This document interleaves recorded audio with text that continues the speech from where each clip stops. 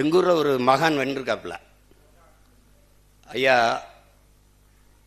ராஜீவ் காந்தியுடைய சொந்த சின்னத்தா மகன், அருமைச்சவர் ராகுல் காந்திக்கு very close relation, Manik Tagore அவர் பேரு. அவரு தம்பி உதயநிதி கிட்ட கேள்வி கேட்கிறாப்புல. தமிழக முதலமைச்சர் மேகதாது அணைக்காக மோடி அவர்கள் பிரதமர் மோடிக்கு கடிதம் எழுதியிருக்கிறார், நீங்கள் ஏன் சைலண்ட் மோடுக்கு போனீர்கள்?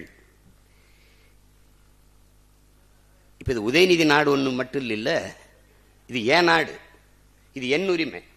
மேகதாதில் அணை கட்டியே தீர்வேன் என்று சொல்பவன் எவன்? அவன் யாரு? காங்கிரஸா இல்ல வேற கட்சியா? அவன் யாரு?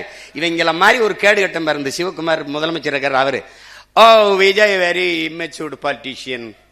அவன் சொல்லியிருக்கான் இம்மெச்சூர்டு பாலிட்டிஷியன். அவர் சொல்றாரு இம்மெச்சூர்டு பாலிட்டிஷியன். அது தமிழ்நாடு டிஎன்சி, அதை தமிழ்நாடு காங்கிரஸ் அவரோட கூட்டணி வைக்கும், அகில இந்திய காங்கிரஸ் திமுகவோட தான் இருக்கும். என்னடா கட்சி இது?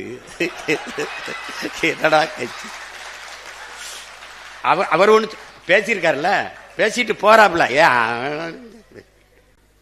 தங்கச்சி சோதிமணி ஒரு கட்சி வச்சிருக்கு, இவங்க ஒரு கட்சி வச்சிருக்காங்க, எங்க ஐயா சிதம்பரமா ஒரு மகன் ஒரு கட்சி வச்சிருக்காங்க. இப்ப நான் என்ன சொல்றேன், ஐயா மாணிக் தாகூர் அவர்கிட்ட, என் அருமை சகோதரன்ட்ட, என் உடன் பிறந்தார்ட்ட கேட்கிறேன்.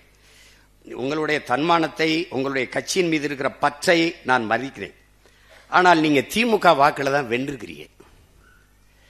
நீங்க ஒரு 2000 வாக்கு வித்தியாசத்துல தம்பி விஜய் பிரபாகரனை வீழ்த்திருக்கீங்க. அதெல்லாம் நான் வெற்றியாவே கருதல, போனா போதுன்னு விட்டாங்க.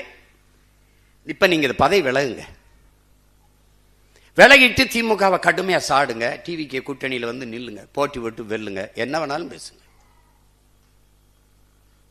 என் வீட்டு சோத்தை தின்னுட்டு உடம்ப வளர்த்துக்கிட்டு என்னை எதிர்த்து பேசுறதெல்லாம் எவ்வளவு அநாகரியம். நீ திமுக காரன் ஓட்டுல வென்றுட்டு பூத்து வாக்கக முகவர் போட வக்கு இருக்கா உனக்கு? ஒரு தொகுதியில தனியா நின்று எந்த இடத்துல கட்டுத்தொகை வாங்குவியா? வாங்குவியா நீ? நான் தோத்தாலும் 4 விழுக்காடு வச்சிருக்கேன், நீ வென்றா கூட வராத அவ்வளவு.